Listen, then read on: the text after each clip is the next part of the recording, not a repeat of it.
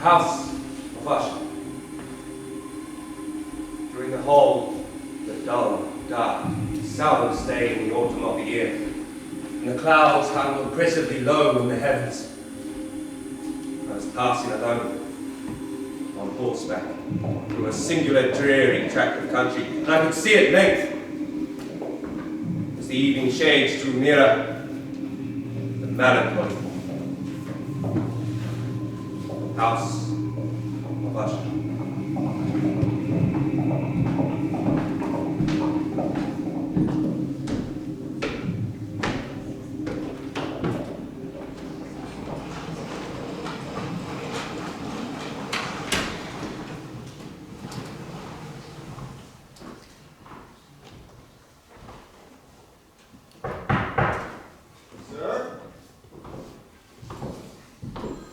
This is the house of Usher, sir. Ah, thank you.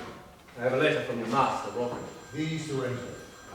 And my mare, the stable.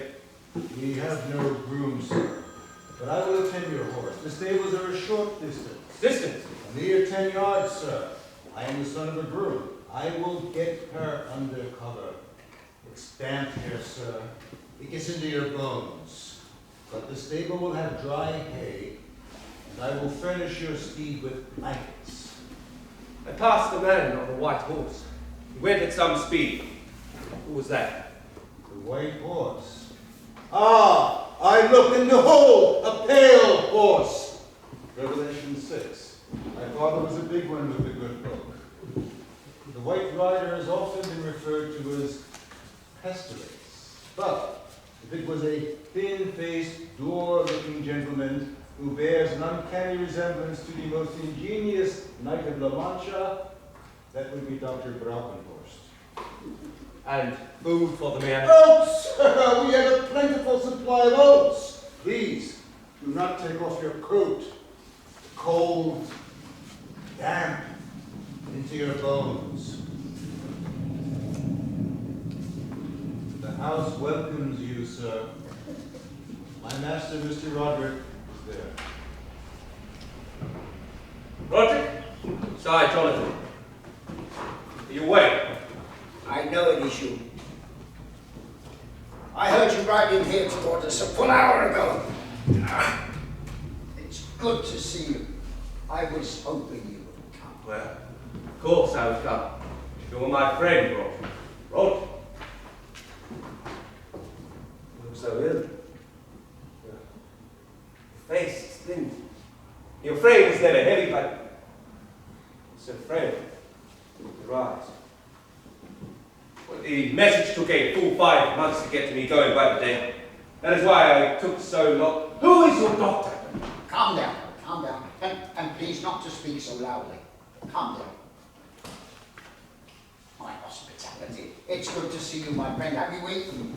I've had food, wine, and water. Yes, Roderick, my friend. I supped about 2 hours ago, have you? Then you must have wine. Konrad! Konrad! He attends my horse. Oh. Let me, sir. Well, it's good to see you. Are you still a lawyer? Fill the glass for me. Fill the rest of the glass with water. Yes, a lawyer. I have taken my father's practice.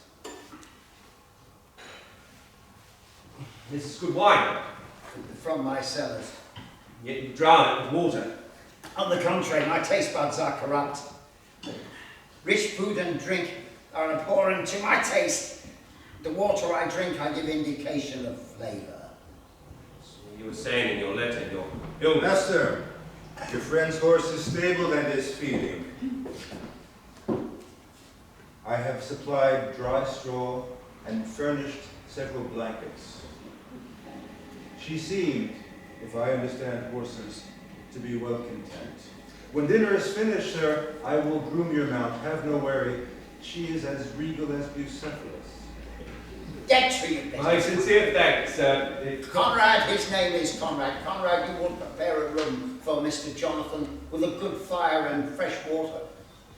Places for dinner too, I think. My usual food. Yes, master, of course. And Mistress Madeline. She will eat in her room. Madeline. Roderick, you'll marry her. She is my sister. She is confined to her bedroom. She is also a very sick person. The devil makes the house move. It moves into the mire, bit by bit, gradually. Did you not see the crack that runs from the front of the house, from the roof down to the wall's foundation? I must confess, I did. Is the house safe? Is anything safe? Anything in the world, anything in the universe? The crack appeared shortly after the house was built. It increases in size and magnitude, impending the foundation's doom, ending under the damp, swampy earth. Will I get to meet her? What? Will I get to meet her, your sister, Madeline? As I say, my friend, she is grievously sick.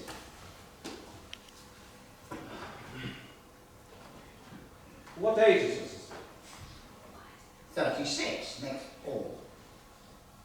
36? What? God, what? That would make you... Brother, we are siblings. No need to say what you are thinking. I look twice my age. Such is fate, my friend.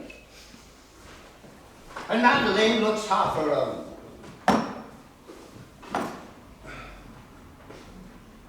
I am sorry for your fate, and your illness.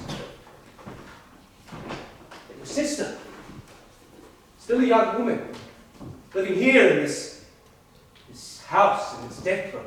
Surely she deserves something more than this depressing environment. Surely I can help. Perhaps I could take her with me. Oh, I'd stay in touch with you, of course, and I'd be her ward, for want of a better word. I should meet people of the world and live a normal. No, Madeline will not leave here. Why? Don't push me, my friend, for fellowship's sake, don't push me. But I must, dear friend. You wrote to me, and I came as requested. That's your bidding. You wanted me to, you needed me for something. Roger! Surely it wasn't just to watch you wallow in self-pity. You were never that sort of person. You were made of stone and stuff.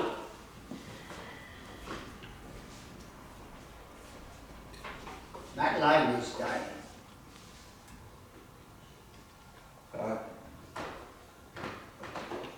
What can I say? I'm so sorry. I could not for a moment guess. How could you have done? I love my sister more than anything was ever dear to me. She is my sole companion and my last and only relative on earth. When she is gone, her death would leave me the last of the house of Usher. Madeline.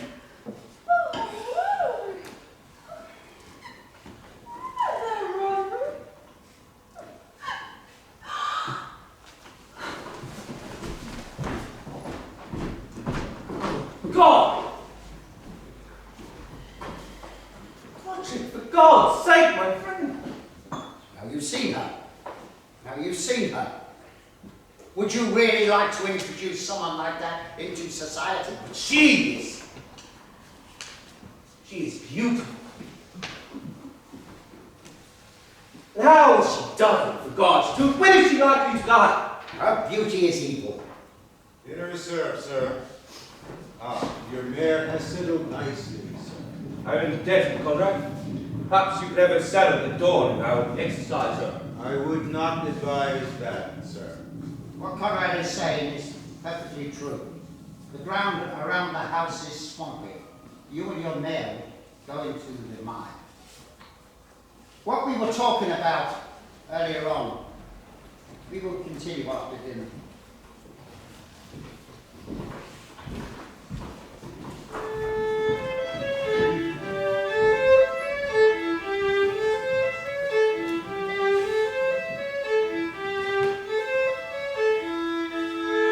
I'm sorry the food is not to your usual taste at home. My kitchen does not cater for guests. Summer rooms on the stair.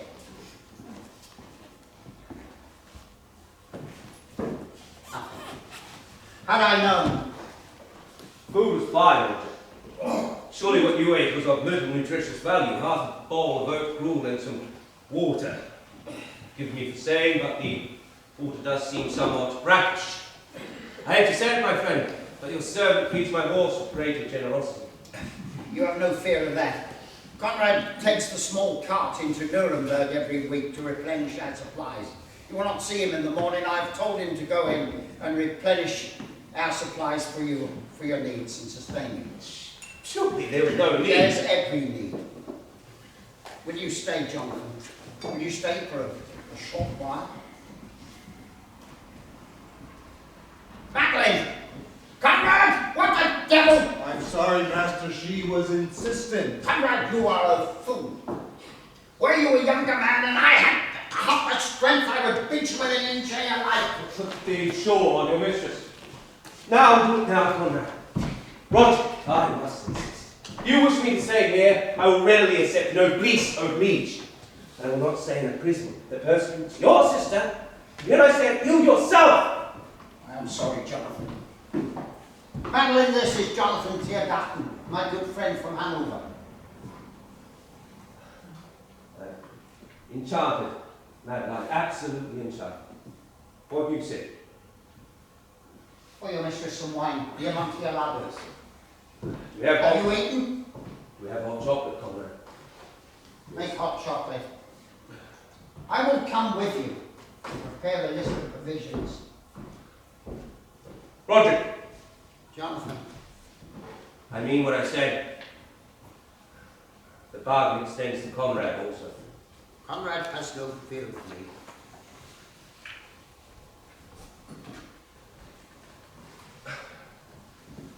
I want your pardon, Madeline, please, after you, the conversation.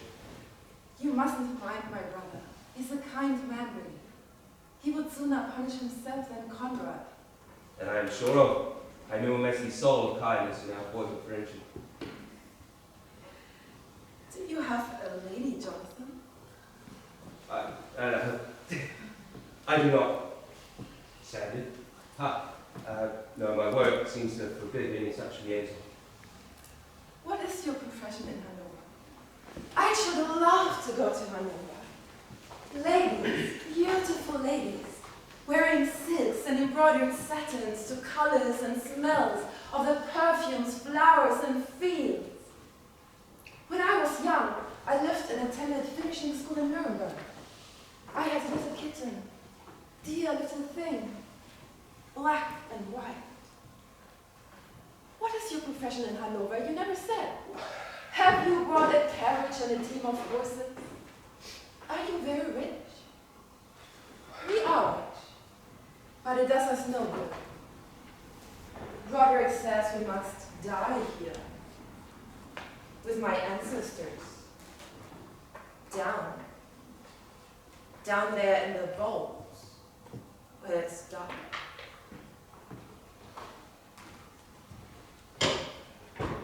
I'm a lawyer. I have a house, nothing with the grandeur of Usher, but a house with servants, stables, a garden, a hunting land, with a big lake with fish and huge dragonflies hovering over the waters. Why are you not married, Jonathan Tiergarten? I wonder. Will I see more of you, Jonathan? Stay forever? No. Leave and take me with you. In your carriage to Hanover, please. It is time to sleep now, madam.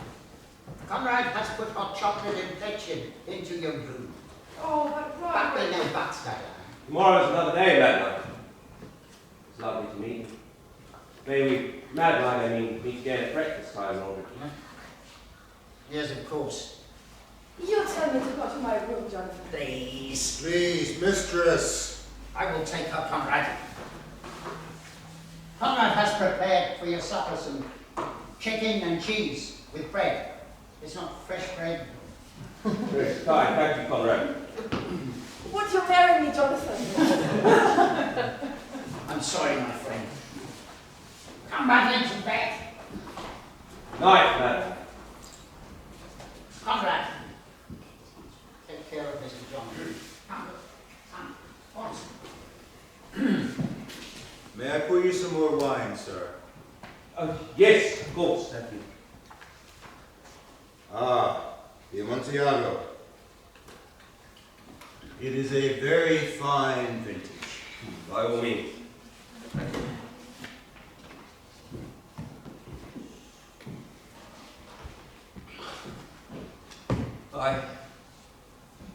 I think I... Sir. I was about to say I'm in your very good hands. Why, thank you, sir. Why do you let him treat you when he does? Oh, he is a good master, sir. The very best. That is, if you do not cross him. The wine you delight in was procured by my master in a most entertaining way. An old score settled, but that is a story for another day. If I may, sir.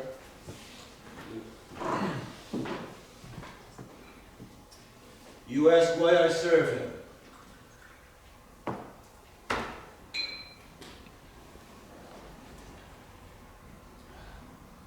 He saved my life.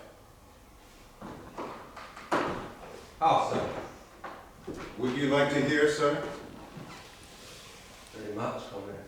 Well then. It was a time in my youth when I dared to live.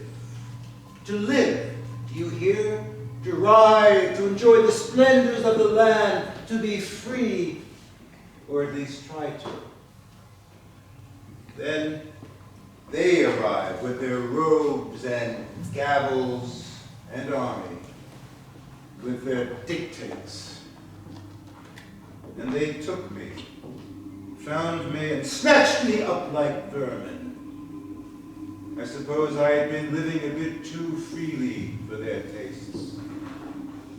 At any rate, the dread sentence of death reached my ears. All was nightmare, and I found myself in a foul and dank prison, alone, after how many hours I know not. I was sick with that long agony. To pluck up my spirits, I determined to measure the extent of the dungeon into which I had been imprisoned. So I advanced some 10 or 12 paces before stumbling. While prostrate, I put forward an arm and shuddered to find that I had fallen at the very brink of a circular pit. At the same moment, there came a sound resembling the quick opening and as rapid closing of a door overhead, while a faint gleam of light flashed through the gloom and as suddenly faded away. I must have fainted, because the next thing I remember upon being awoke was having been bound to a wooden frame, and to make matters infinitely worse, a crude mask covered the lower part of my face, depriving me of such identity as I had left, and making it difficult to breathe or to speak. Yes, I had escaped the doom of a plunge into a bottomless depth by mere chance, sir. But as I peered above, I saw that an even more horrible fate lay in store.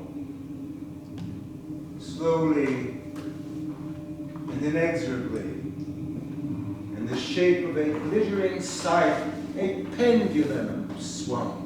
I tried with every effort not to believe what I saw, but every sense confirmed the deadly descent of the heavy, sharp blade that would slice my beaten body by infinitesimal degrees.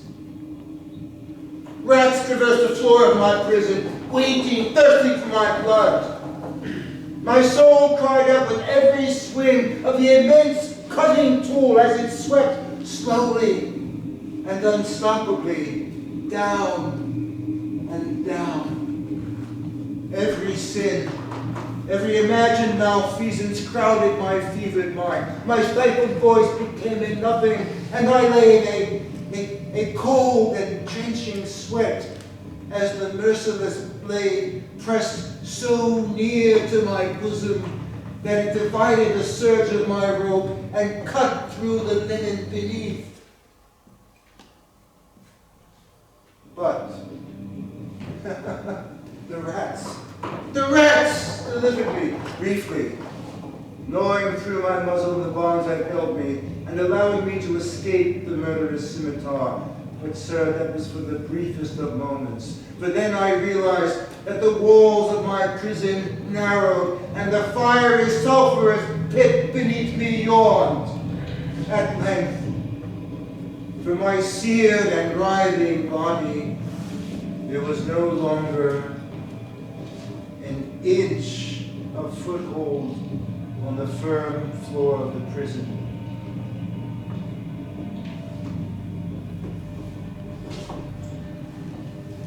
I struggled no more, and the agony of my soul gave vent in one loud, long, and final scream of despair.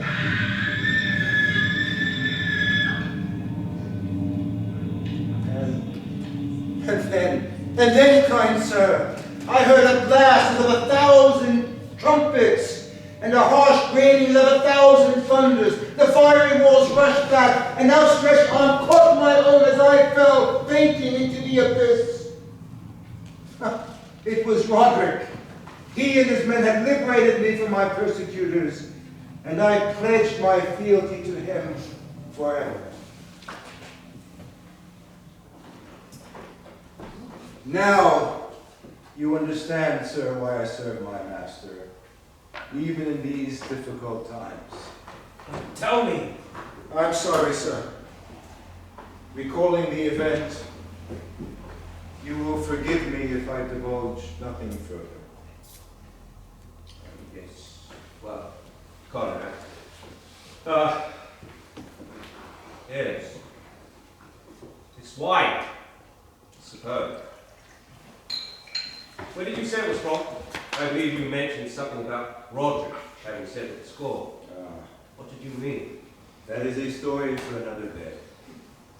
I am what one would call a faithful servant, as now you have reason to believe. Tomorrow the master gives me more than I need to buy provisions and fresh water. He says to me, spend everything, bring back no money. And so I do, sir. I eat at the guest house, and I drink a little. It is a good thing the old horses know well the way home through the mire.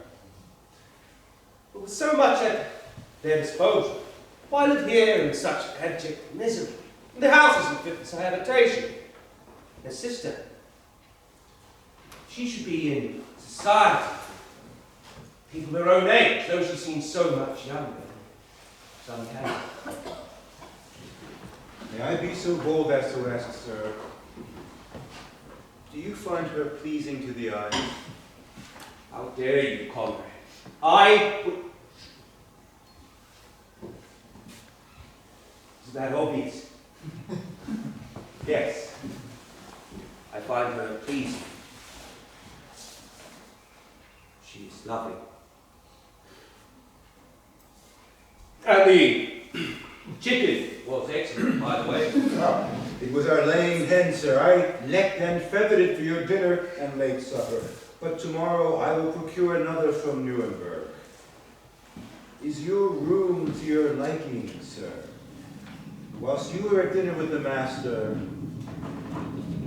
be still, old house, be still! As I was saying, sir. Whilst you were at dinner with the master, I took the liberty to light a blazing fire in your room and to air the bedding. I had even burned some of Mistress Madeline's incest to take away the smell of mold. Roderick, it's taken a long time.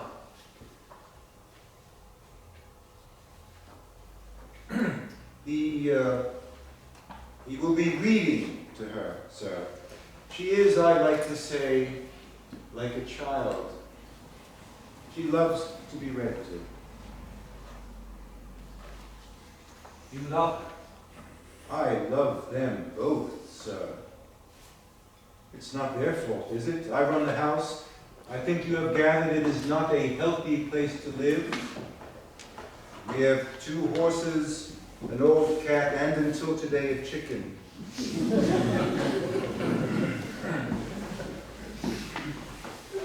I love the horses. Poor things. Oh, they are fed and housed well. And I dare say they live better than the master and his mistress Madeline. Both are hardy workers. Both know the route through this blighted land to their home. To our home. Tomorrow they will trot dismally in the morning, pulling the old cart. But when we reach the meadows and the woods and the farmlands, they perk up. They become quite different creatures, as do I, sir. I let them eat the grass and drink from the brook, and in Nuremberg I feed them carrots and apples and a handful of sugar apiece. Reminds me of my youth, sir. What is the history of Usher, the house? It would not be my place to say, sir. I'll call that. Trust me. You wouldn't tell the master? My word of honor, Konrad. You are my master's friend. I wouldn't be disloyal telling you, would I? Oh, I don't think so. Besides, I have only your master's well-being in mind. The house was built after the Third Crusade by Erich Graf von Usher. He laid a trail of infamy and pillage throughout the Holy Land. Founded upon stolen riches and slavery, it was evil from the start. But the land was rumored to be the most fertile in Germany. Fields of corn, rye, barley, lakes serviced by rivers stocked with fish. There were deer, boar, elk, and many other species of huge abundance. The structure was fortified, and it has been home to the entire lineage of the Ushers ever since. But upon completion, there developed a crack. Slowly, gradually over the years, the countryside around began to waste away.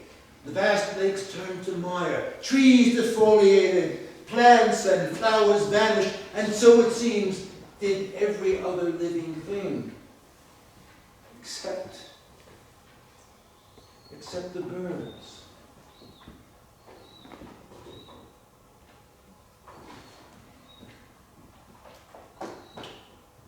Except the birds.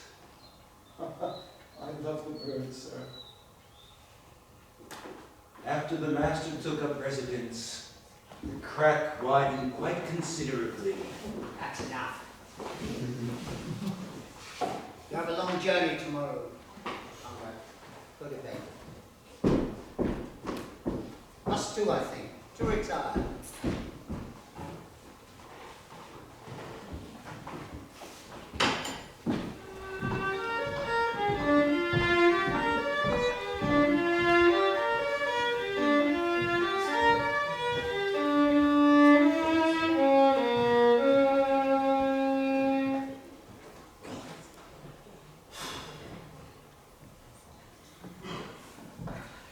Good morning.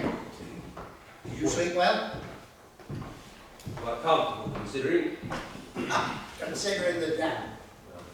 The dam was of no consideration. Konrad had aired and heated the rooms. Fire kept burning for the best part of the night.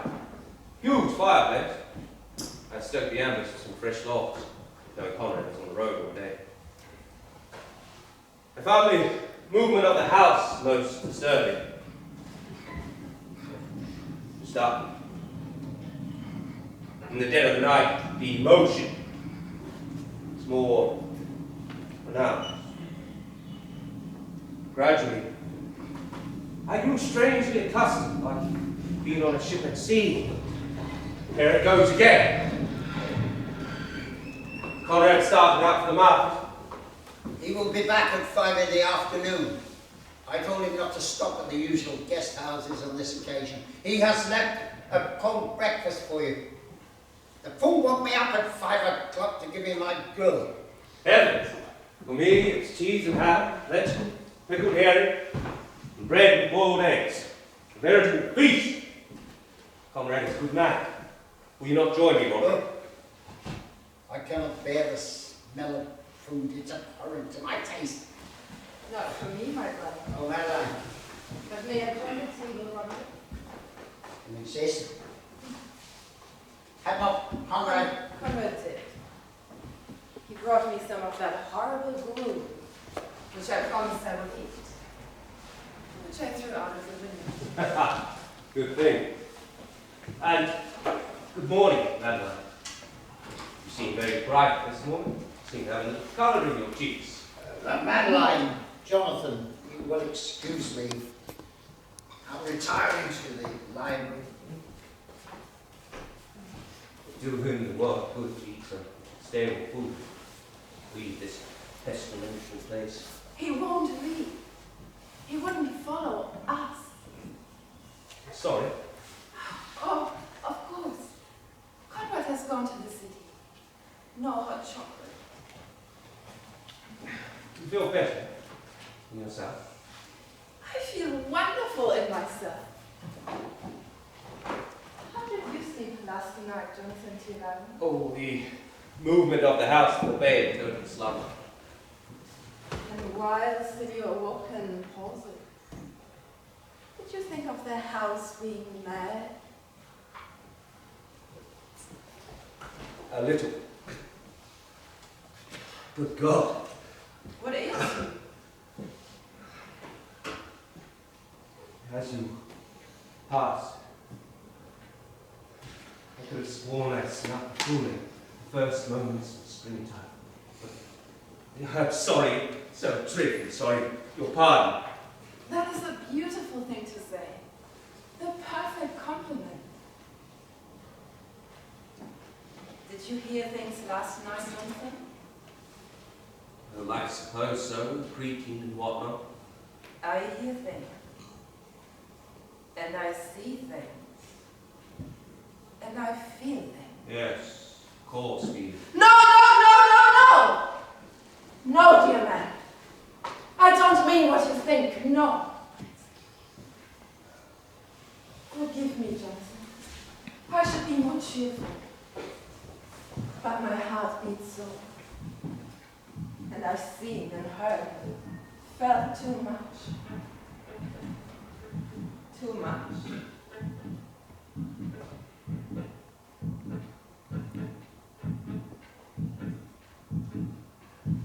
Can you feel the beating?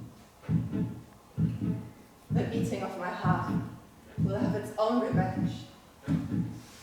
Pity the innocents.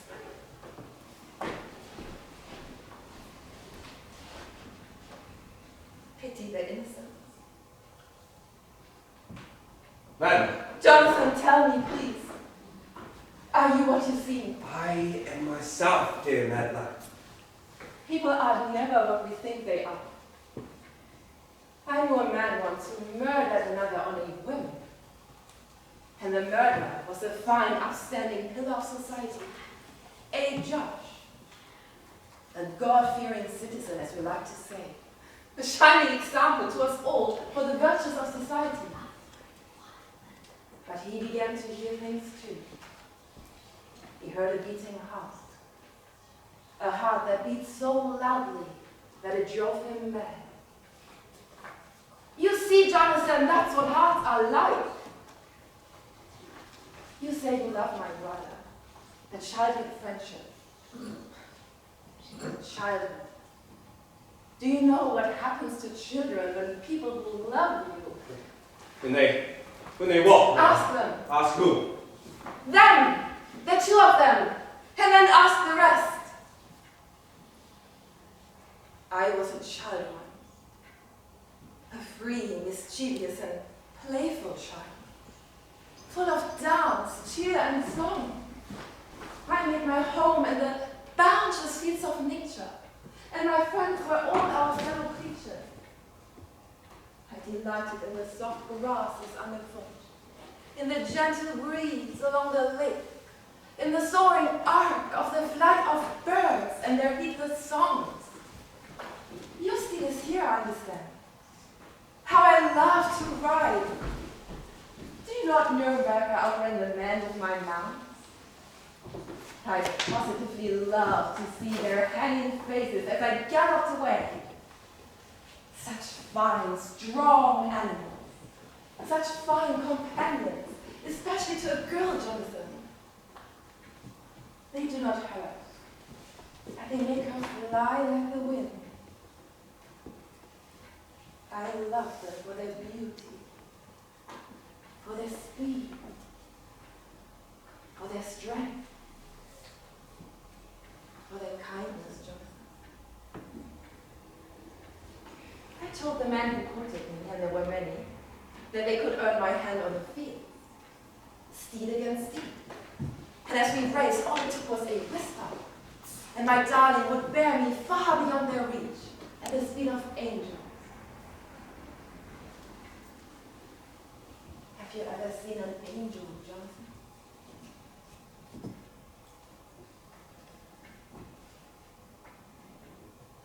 Not until now. Angels have hearts, Jonathan. Did you know that? But even hearts can be murdered. Quickly or slowly by degrees. By loving ill or loving not at all. I want to show you the vaults of the house of Usher. Vaults? Australia. Why the vault?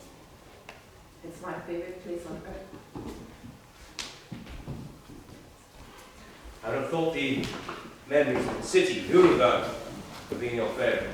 Your youth, the child, the countryside. I shall never see those places again. Or will I, Jensen? Well, I will make sure of that. Roderick reads to me sometimes. Occasionally, he shall read us the same story that my father read to us when we were children. It's a story about a knight who searches for a city of gold, but he never finds it. It's written by a man called Poe. Edgar Allan Poe. I believe the poem of the city you speak of is El Dorado. Gaily bedight, a gallant knight, in sunshine and in shadow. The rest escapes me. Had journeyed along, singing a song in search of El Dorado. But he grew old, that night so bold, and all his heart a shadow. Found as he found no spot of ground that looked like El Dorado. It's very inclement in the vault of the Tiergarten. Lead the way, Fraulein von Usher.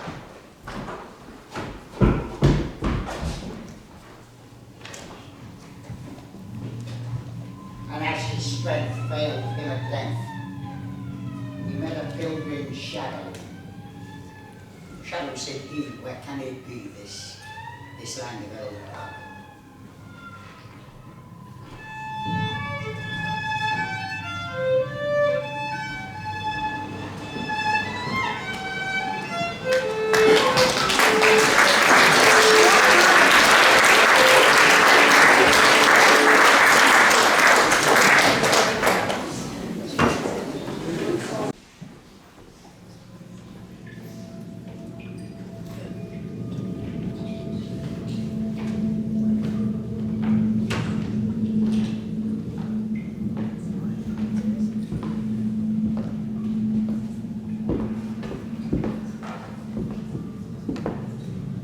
Good God, Madeline.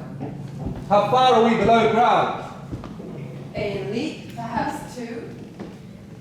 Is it not wonderful? Maze, salads, and tunnels, leading off incredible labyrinth. We walk through the wide cellar, the ice tunnel.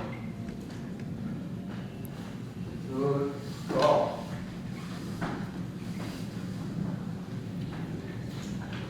Place of death. Surely this place is dangerous. You could fly from the swamp off the moat. On the lower levels, their chambers are flooded. Not even a rat lives this far down. I think we should go back. Don't try to go back by yourself, Jonathan. You wouldn't want to lose yourself in the vault, in the dark. We have arrived.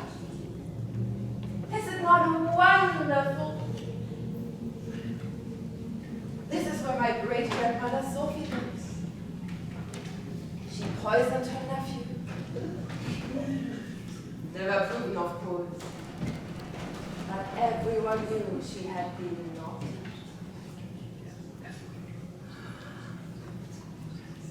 And here you are in the presence of Eric Graf von Usher.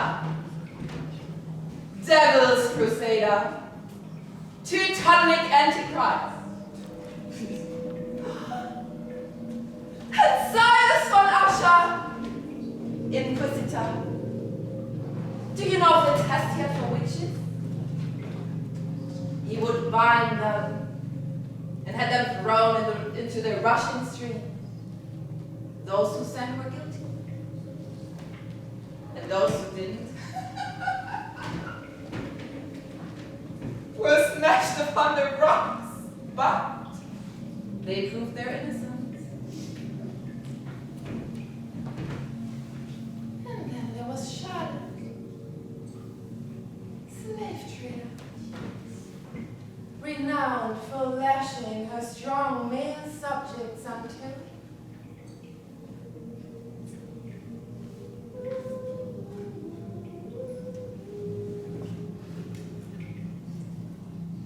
until they would ask for more. We are all slaves, Jonathan.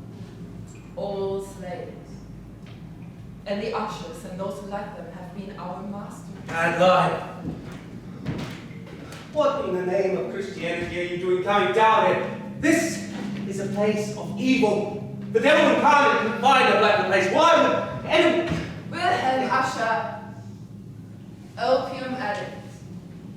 The swindler of Nuremberg. He made that city the center of suicide. My father, Wilhelm. He was your father. And your mother? Is Struckbat. She escaped the chains of the asylum to walk upon the moors and sink into the mud. You can see her face in Roderick's. Here. She and my brother are one and the same. One and the same. She lives within him.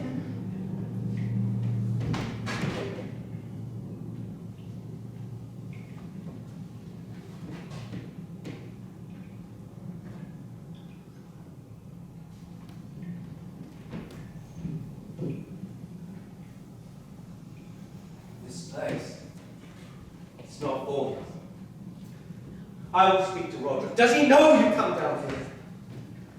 You will leave with me. I will arrange our physician in Hanover to attend to your health. Damn it, Madeline, this house is evil. Evil. Its very presence is a dreadful influence on any sane person. It's more than you think, Jonathan, more than you know. It's more than my ancestors and their dreadful past.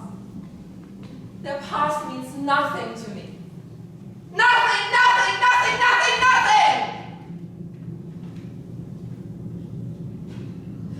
nothing!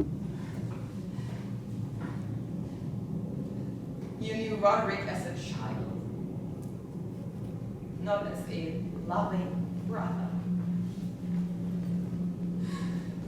Take me away.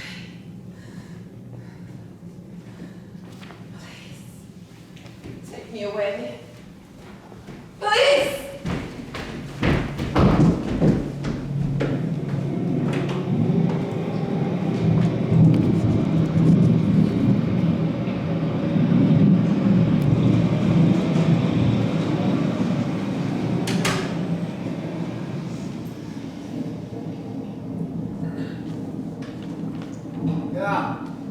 Konrad, and in good time, did you have any trouble? I never went as far as the city.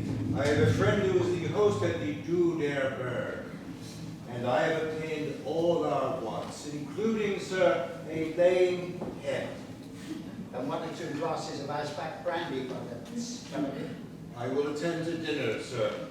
Your friend, Mr. Jonathan. Oh, wandering around the house. Madeline is giving a grand tour.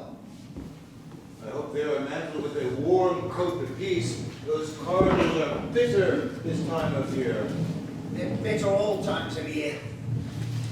Sir, may I make you a warm drink? Yes. Hot water, 2 spoonfuls of burgundy, and a spoonful of sugar.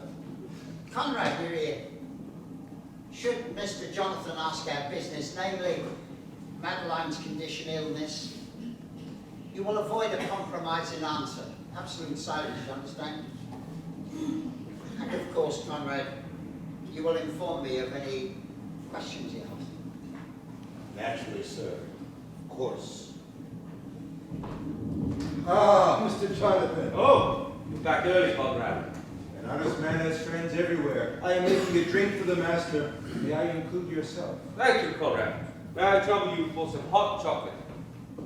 I've been given a tour of the wine cellars. Some interesting vintages down there, Roderick. Oh, Mrs. Madeline is going to lie down before dinner. May I intrude on your good nature to take a hot chocolate to her also? Of course, sir. Which reminds me, I will bank up all the fires and air the rooms and bedding for the night when it gets cold. When it's dark. Konrad, get to your business. So what did you want to speak to me about? Or what gives you the impression I want to speak specifically about anyone before? Jonathan, we are good friends, and I hope we stay good friends. Madeline, before you came, was bedridden with exhaustion through deterioration and emaciation of her disease. What such disease? Madness, John. Madness. Rubbish. That is cruel. Not worth of. Have you any idea why I keep her penned up in this dreadful hellhole? Have you? It's because anyone who meets her, male or female, falls in love with her. She is the siren, leading the ships onto the rocks. She is a young woman who should be. Normally I know. In Hanover, in Nuremberg, in Berlin. Has she intimated that to you? Of course she has. Has she flirted with you? Of course she has. Something my father used to say. Never ask a question unless you know the answer. Something my father used to say. She was engaged to a burgomaster's son. She stabbed them with a dressmaker's shears. Had he died, she would have faced the guillotine, just like any other common criminal. The young man, he loved her so much, he would not press charges against her. And what was her motive? She is an usher. My father drove my poor mother to prostitution. She was a beautiful woman, seduced for rich, he told them, while he swindled them. He married her. She was a wealthy woman. A wealthy woman. He took the money to swindle gullible investors and got her to seduce them. And I'm as bad as he is because I used the money he stole. Madeline has his scheming brain. And my mother's celestial looks. Roderick, that doesn't sound like a girl who speaks fondly of a black and white kitty.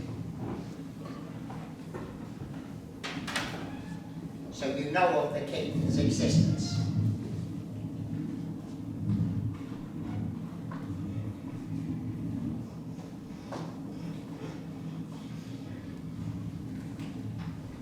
She strangled the kitten. We used to keep chickens. She would kill the chicks. She would cut their throats. She would laugh at them as they ran round the courtyard, their tiny hearts pumping out what lifeblood they had left. And their siblings looking on terrified, waiting for Madeline to grab them one by one and slice through their necks. She's a psychopathic murderess. Thank you, Konrad. Thank you, Konrad. And your mistress? Sleeps like a child, sir. Konrad, she is not a child! I'm sorry, Konrad. Please leave us.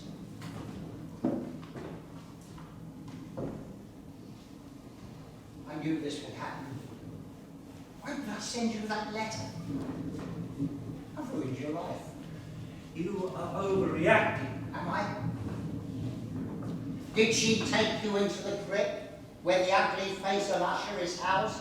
Did she? What keeps me alive is staying alive longer than... What's that?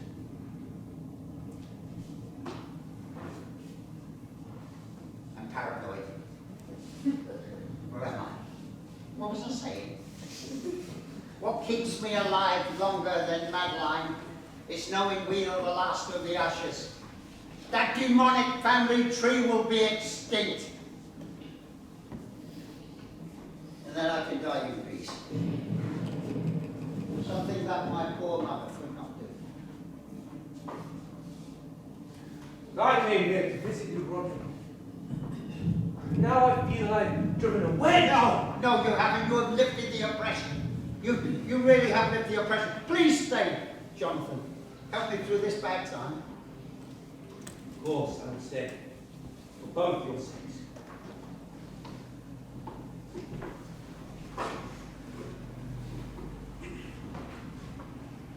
Oh! What's this? What's wrong? Ethelred. The lance and not the cannon. Ah. Why, the levity, my friend. He's a wonderful writer. You have a short memory, Roderick. Do you not remember when we were children? I was always the hermit. You always insisted on being Ethelred. In the woodlands of Hanover. And the secret society we formed, just the two of us. Those wonderful days at school. Will you not read a little, my friend? Wonderful classic, this superb volume. Canning has captured the magic. Read a little.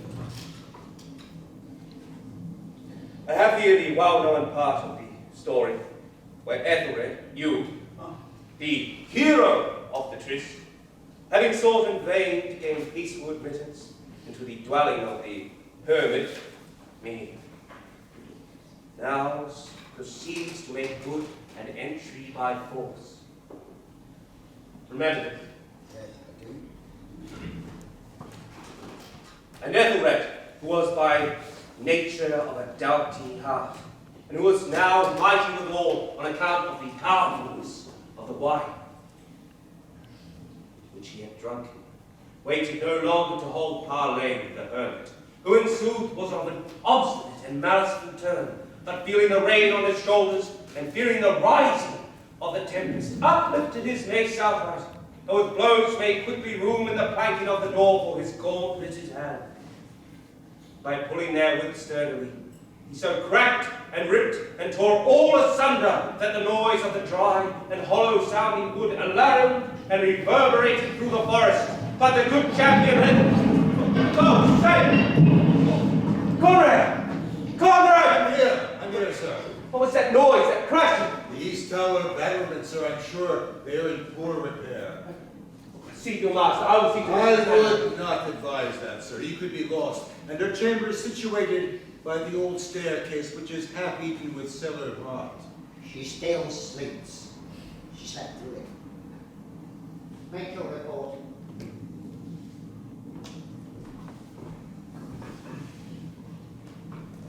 And it's yellow, glorious golden, from the earth did float and flow. This was the old time long ago, when every gentle air that dallied on the earth that day, along the ramparts plumed and pallid, the winged odour went away. Damn it, Roderick, this is no time for music. Destruction has us under siege. The siege! Ha! Lie siege! Lie siege! Do you hear me, you ancient ushers? Lie siege! What's that smell? Fogarty, swamp gas from the mire. But Mistress Madeline slept through the whole calamity so soundly. From her window I could see it. It was the top of the east tower fallen into the mire. She never woke. I will inspect the stables, Konrad, once we still have light. Leave that to me, sir. Very well, if you insist. Now I'll come with you. The walk will do me good. And the wanderers in the happy valley through to windows saw spirits moving magically through a lute's well-turning law.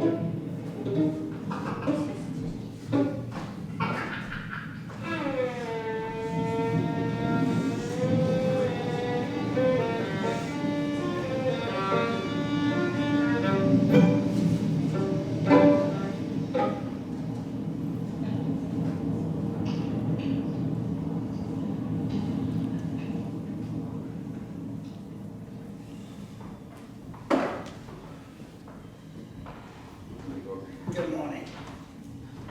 Filthy lad. My mare. I'll take the horses also. Already done, sir. The stables and corral are built upon an outcrop of granite. They sleep soundly. And if you will allow me to take the liberty, I will exercise her at dawn, if this weather permits. Madeline is awake. And nothing but this impetuous storm. Nor can I, sir. But the master can. She is outside of the staircase. Good evening, Jonathan. I feel awful. I'm so cold. Tell me, Madeline, how are you, Wendy? She has a slight chill, that is all. It's small wonder walking around in the bowels of Usher. I will attend to your room. When Konrad returns, you will send him to me. Yes, of course. You gave me die to my yellow nights. In sunshine and in shadow, my dear lady. Have you spoken to my brother about us leaving? Not entirely. But what I did say with clarity he violently objected. My dearest.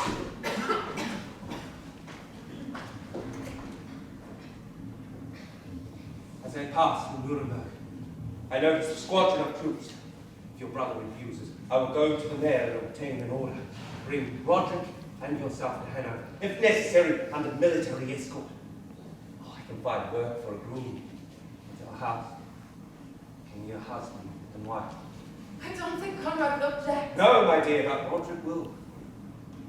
You're sure, mistress?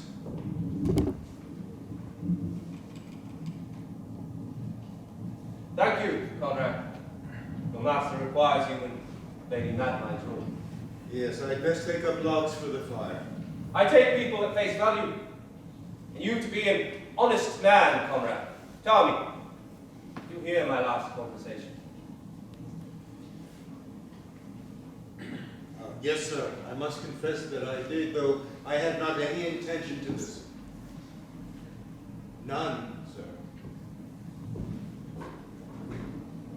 You do realize you will tell my brother. I am counting change of scenery and habitation will accelerate the recovery of the boat. You dear, devious knight in armor, will our silks of all colors to go to war? And the carriage with 2 plumed horses, and you and I will ride and hunt. And fish. Fish in something of a better lake better than this black. And children, beautiful children. 2 girls, I think, with an elder brother, who will carry the name of you, Jonathan. Jonathan Tiergarten. There will be no more ushers, do you hear? No more ushers. We must never look back. We have no need to. Roderick is rich enough to look after himself and Konrad. And we can be free. The 2 of us, free in our happiness. To be free. To be free, my dear Jonathan. To be free. But what is freedom, dear man? What can you know of freedom? Have you been free? Truly free, Jonathan! Where can we find our precious freedom? We must ride and ride and ride away from this world of rules and laws, from these insane conventions that hem us in. We must ride away from this world of men, Jonathan. Evil men. Yes, they are evil. And there's evil everywhere! As a child, I felt it, Jonathan. I felt I was not made for this world of hurt and harm and deceit.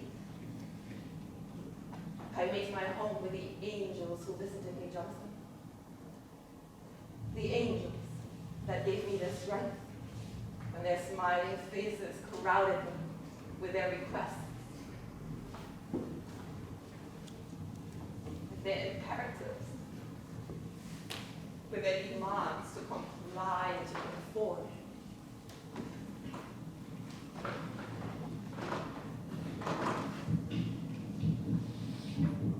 Have you seen my brother smile?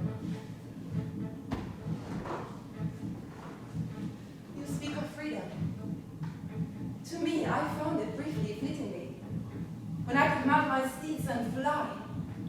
And then the grasses and the trees and the fine wild winds became my heaven. And maybe I can find it again with you. And with your dear, kind soul. Maybe you are my angel. And together we can ride away from this web of lies. Together, you and I can make our way to the heavens for good, forever. For you are my angel. And I am yours. And I could have a kitten. A dear, sweet kitten. Do you know I love kittens? Those dear, sweet, trusting beings. Really as much as I love horses. My dear Jonathan. Thanks. I sent Konrad to you. That's right, I bumped into the fool on the staircase there an armful of logs. Your room is prepared. There is camphorated oil there and a burning candle, and Konrad is making an ample fire. Your cough seems to be a little worse. I suggest, Madeline, you retire. I put a blanket up at the windows to block out the flash of the electric storm. You are quick. Thank you, sir. All is prepared.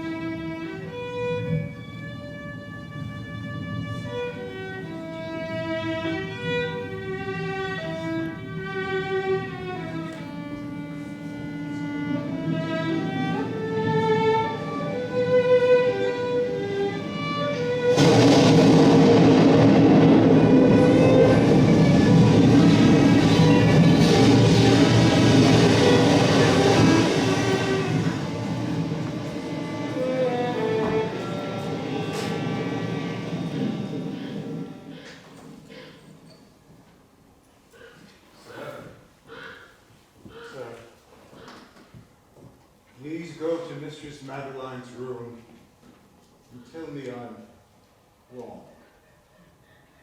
You are not wrong, old friend. She is gone.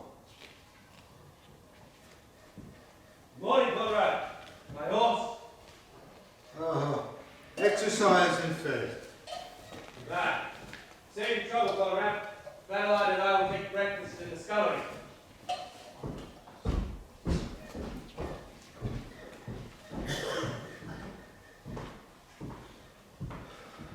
Morning, Konrad. Good morning. Storm is broken. Fine weather, so I see. Even birds. The weather like that only lasts hours in this part of the world. The birds, too, that is unusual. They fly over Usher to mock the countryside's misery. I passed Konrad on the way. Has he been scolded for something, a misdemeanor? No misdemeanor. His heart, if it hasn't already, is broken. Broken. His heart. Is that bad news for him? It is the beginning of the end of his world. Roderick, you speak in riddles, you...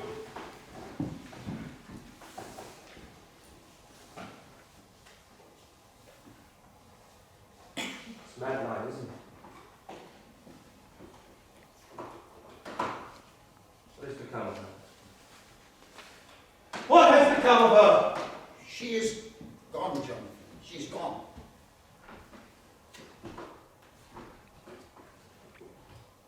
She was in good health, Roderick. She was young and beautiful. She cannot possibly be dead. God would be so unkind. What did she die? How she did? Tell me. She died of the house of madness. The madness of Usher. The whole dreadful place is built on evil, and evil will consume it. I did a dreadful thing to you, my friend, a deplorable thing. What? I wrote you a letter. I had no relatives except for Madeline. I had no friends except for yourself. I just couldn't face the end alone. You poisoned her. Oh, That's right. no. You can bear for us to leave this pain, so you poisoned her with that sword. You will both hang for this, or face the blade, whatever Nuremberg decrees. And that would be a blessing. That would be a blessing. But you know I would never do her harm. I have never done her harm. Never! Never, never, never, never! Oh, Jonathan, it was the grief. The letter I wrote you could have been your death warrant. You're in great danger. At your early convenience, leave this house. I beg you, leave this house. Madeline would have killed you. I do not believe you. I cannot believe you. Where is she? She is in her room. Konrad! Sir. Please take Mr. Jonathan to Mistress Madeline. Yes, sir.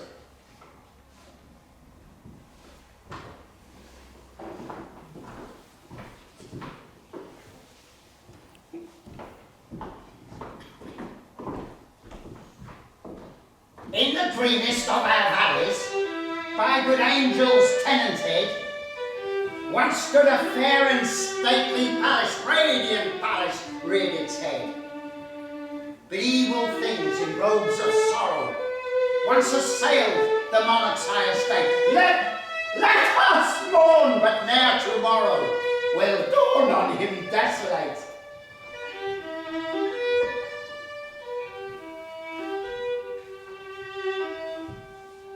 It had to be this way, Madeline.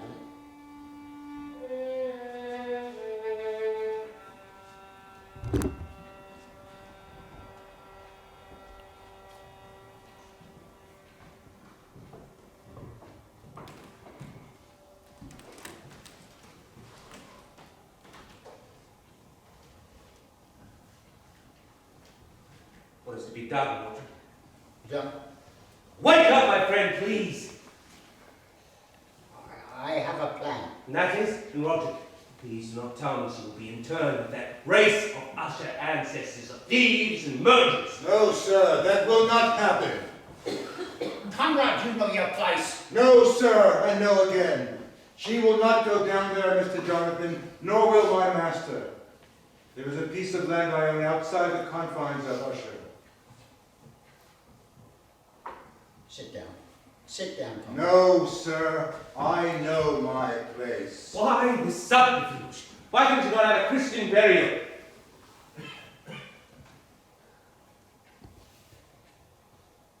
He's down our face. On the white horse, the doctor. What of him? He is a physician, he is a surgeon. He and one or two of his kind would very much be curious of Madeline's condition. They, I fear, might want to examine her, cut her up, butcher her for medical answers. I need an answer. Do you or Konrad have anything to do with Madeline's death? Oh, John. No, you are an atheist. I cannot make you swear to God, but your word of honor, please. I swear on my dear mother's soul, God bless her. I am a devout Catholic, sir, and I swear the same as my master. Are you telling me these doctors who stoop so low as to... Employ grave robbers? Yes, sir.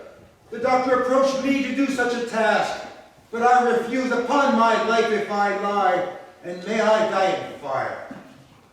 Konrad, please leave us. I wish to talk to Mr. Jonathan.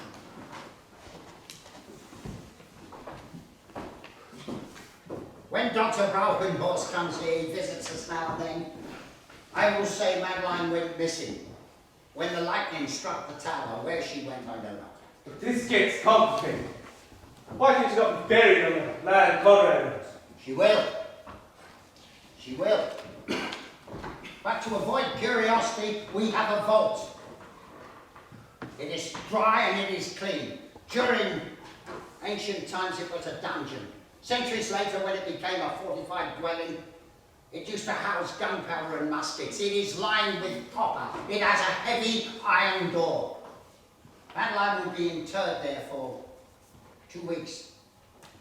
Then in the dead of night, we will lay her to rest.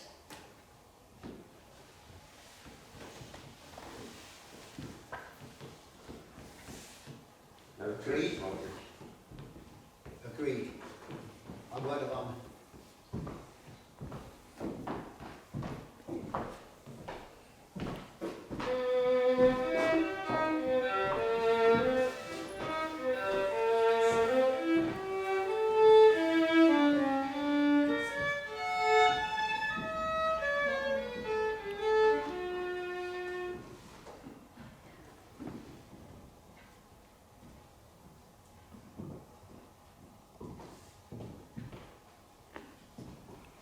I've never noticed before the striking resemblance between you and your sister. When you were younger, you could have been twins. No rats can enter that room, vault, coffin, can they, Roderick? I'm almost certain. Almost certain, Roderick. All right, I'm certain. It's dry and it's airtight. It's lined with copper. It has a heavy iron door. What do you want, Jonathan? A craftsman's specification? Do you? Sit there. I'm sorry, Jonathan. She is safe.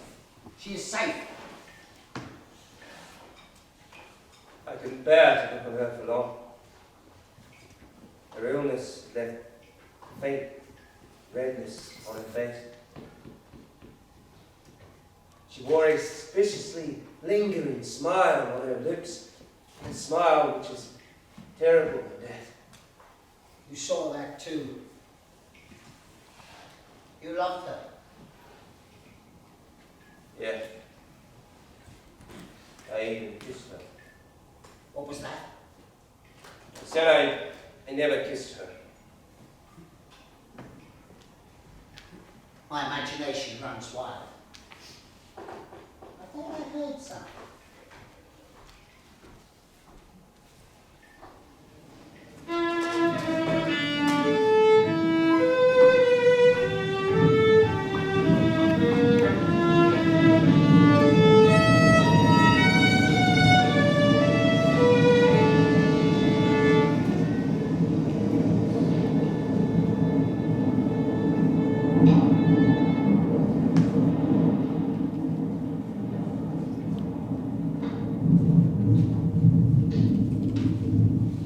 Was I who opened the window? Rot! What in the name of my godfathers are you doing down here? I opened the window to view the storm. So you installed the fear of the devil into me. Fear. It's this fear. This is when I need you the most. Scratching. Hear the scratching, the ripping in the fingers. I hear nothing but this storm.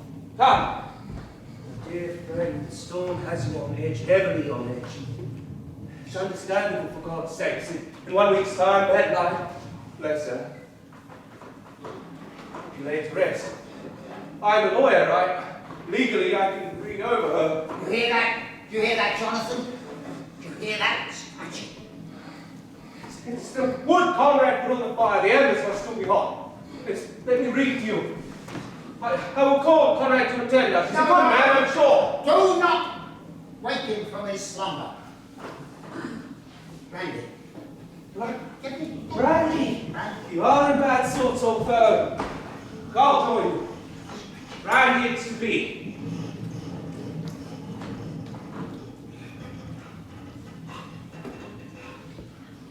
Oh.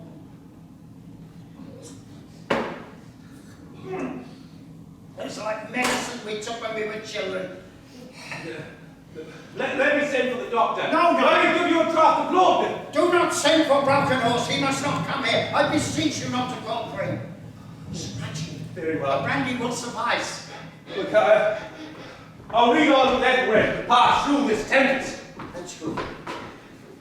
Where were we? But I can still hear the scratching. But the good champion Ethelred, but the good champion Ethelred, now entering within the door, was so enraged and amazed to see no sign of the Nelson murder, but instead thereof a dragon of a scaly and prodigious demeanour, and of a fiery tongue, which sat in guard before a palace of gold, with a floor of silver, and upon the wall there hung a shield of shining brass, with this legend is written: Who entereth herein, a conqueror hath been. Who slayeth the dragon in the shield, he shall win. You heard it. You hear it now, the spirit. I hear nothing but the wind down the chimney. Don't lie to me, Jonathan. You heard her.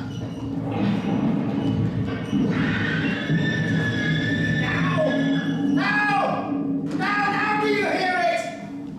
Long, many minutes, many days ago, I have heard it, but I dare not. Oh, pity me, the miserable wretch I am.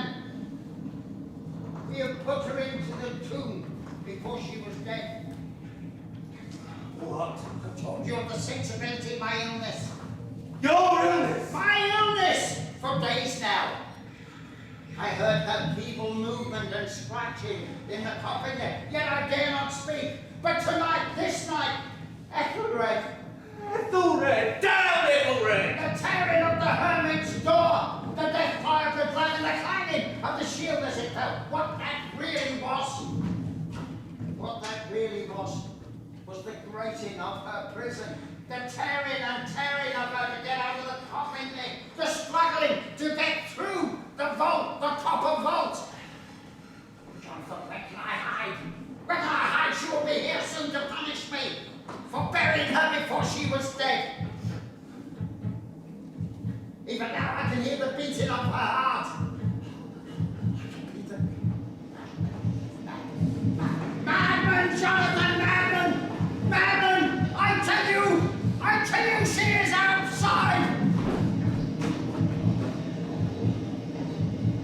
Leave us, Jonathan! I will get my revenge! Flee, my guilty man! I will finally be victorious! I will slay this monster!